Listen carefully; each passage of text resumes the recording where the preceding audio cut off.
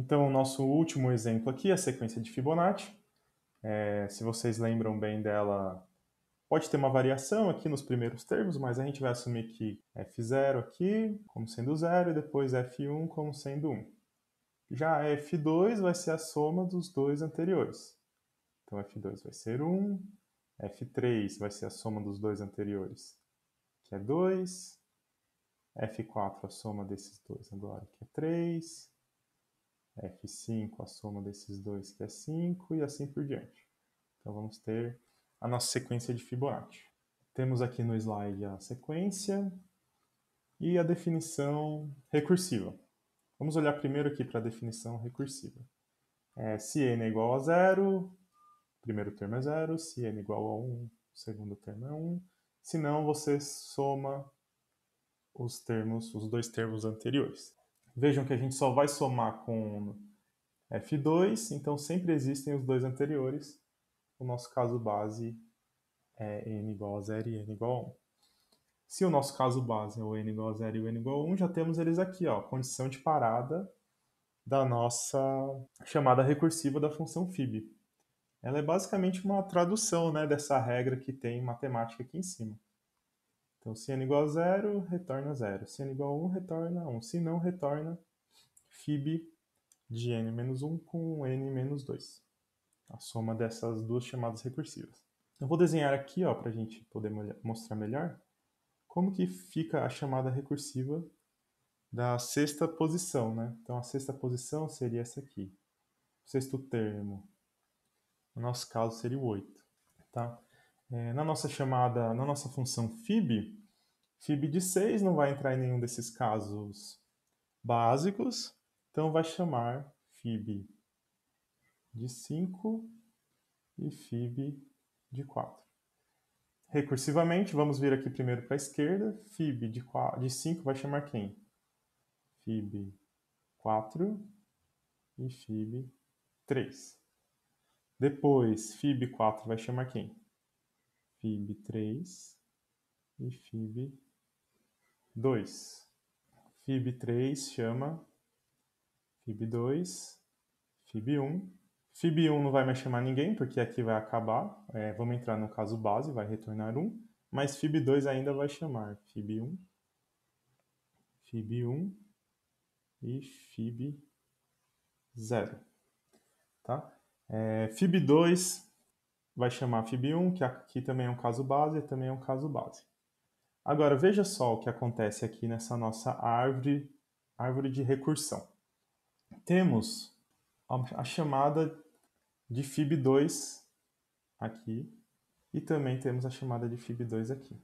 Significa que essa chamada vai fazer um trabalho repetido, fib 1, fib 0. Desnecessário, né? Porque a gente já calcula fib 1 e fib 0 aqui também está calculando fib 1 e fib 0. Isso também acontece com fib 3. Fib 3 está aqui, fib 3 aqui também. Então, essa chamada de fib 3 também vai chamar fib 2 e fib 1. Fib 2 aconteceu aqui, aqui, aqui, está repetido. E fib 4 também está repetido. Fib 4 também vai chamar fib 3 e fib 2. E assim por diante. Então,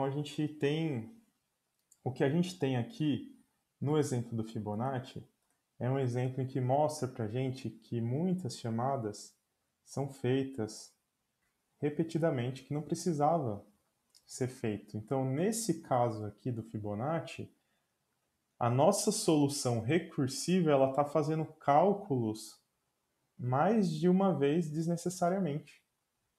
Tá? Então, a gente está calculando aqui fib 3 em várias posições. E se a gente desenhasse completamente essa árvore, a gente ia ver quantas vezes que você tem cálculos desnecessários nessas chamadas recursivas. Tente você fazer essa árvore completa de chamadas de funções recursivas e tente marcar quantas vezes você vai ver funções repetidas. Aqui a gente tem tudo isso aqui é repetido.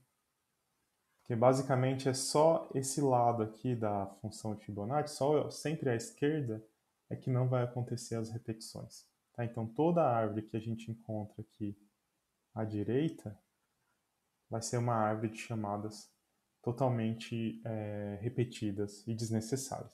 Isso vai impactar o quê? Na eficiência do nosso algoritmo. Então, o tempo do algoritmo Fibonacci vai ser bem mais lento quando a gente fizer ele de forma recursiva. E a memória também, porque a gente falou que sempre que tem uma chamada de função envolve um custo na memória do computador, para que ele guarde essas variáveis aqui locais e também outras informações, para que ele saiba, quando tem um return, para onde que ele deve retornar esse valor. Tá? Então, existe sempre um custo para chamar uma função. E em um problema recursivo, se você está fazendo uma chamada desnecessária, esse custo vai impactar sim no desempenho do seu algoritmo. Então, aqui a gente tem uma solução iterativa para calcular a sequência de Fibonacci. Nessa solução iterativa, a gente vai usar 3 variáveis e tem um for. Tá vendo? É uma função, mas ela não vai ter chamada para ela mesma, então ela não é recursiva. A sequência de Fibonacci vai ser calculada usando 3 variáveis: anterior, atual e próximo. Essas variáveis vão começar assim: anterior e atual vão começar com 1. Tá? E aí a gente vai receber um valor n, então vamos supor que o nosso n é 6. Então vamos receber, para calcular fib, de 6. Essa função vai iterar agora indo de 3 até 6. Tá? Na primeira iteração, nós temos que próximo vai receber anterior mais atual, então próximo é 2. Tá? Então eu vou colocar aqui na nossa sequência de Fibonacci, desenhá-la aqui F0 como sendo 0, F1, 1, F2 como sendo 1 também. E agora F3, quando i é igual a 3, nós vamos calcular exatamente o Fi. F3 vai estar em próximo, então esse próximo aqui também podemos chamar de Fi. Então vou guardar lá 2. Agora, o que a gente faz? Anterior recebe atual, então anterior vai receber o valor de atual aqui, que é 1. Atual recebe próximo, que é 2. Tá? Então essa aqui é a iteração i quando i é igual a 3, e agora vamos para i igual a 4. Quando i é igual a 4, próximo recebe anterior mais atual, que é 3. Então, olha lá, o nosso f de 4 é 3. Anterior vai receber atual, 2, e atual recebe próximo, que é 3. Vocês estão vendo? Então, a gente está fazendo essa atribuição assim. Ó. E agora, i vai para a próxima iteração, i igual a 5. I igual a 5 vai dar para a gente o valor de F5. Próximo recebe anterior mais atual. 2 mais 3 é 5. Então, F5 é igual a 5. Anterior recebe atual, 3. Então, esse aqui vem para cá. Esse aqui vem para cá, 5. E I finalmente é igual a 6. Como I é igual a 6, essa é a última iteração do nosso laço.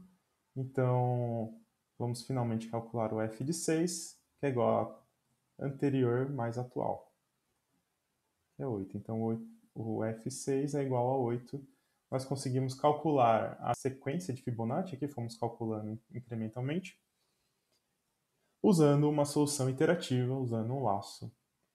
E o número de operações aqui dessa função foi exatamente n. Quando n era 6, nós fizemos exatamente, na verdade, n menos 3, né?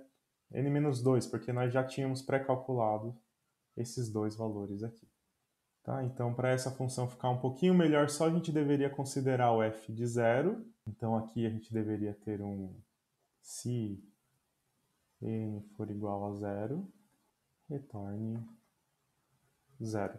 Então, essa solução é idêntica à solução do slide anterior, aquela solução recursiva. O custo de cada algoritmo pode ser estimado pelo número de operações.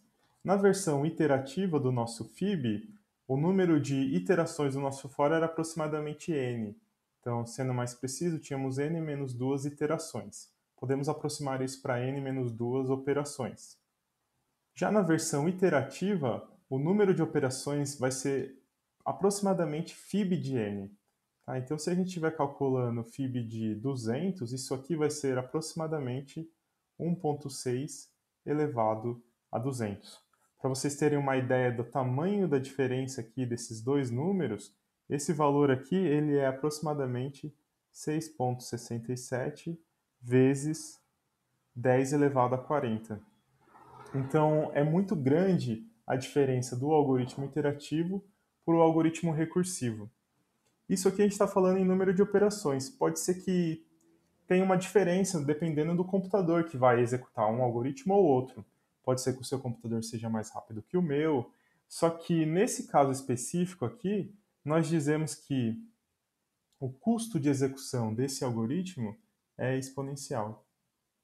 E para vocês terem uma ideia de quão ruim que é quando a gente tem um algoritmo em que o número de operações é exponencial, se a gente começar a executar hoje esse algoritmo de Fibonacci com um valor de 1000, pode ser que o tempo que ele vai demorar é tão grande quanto o tempo que vai demorar para que o Sol se apague.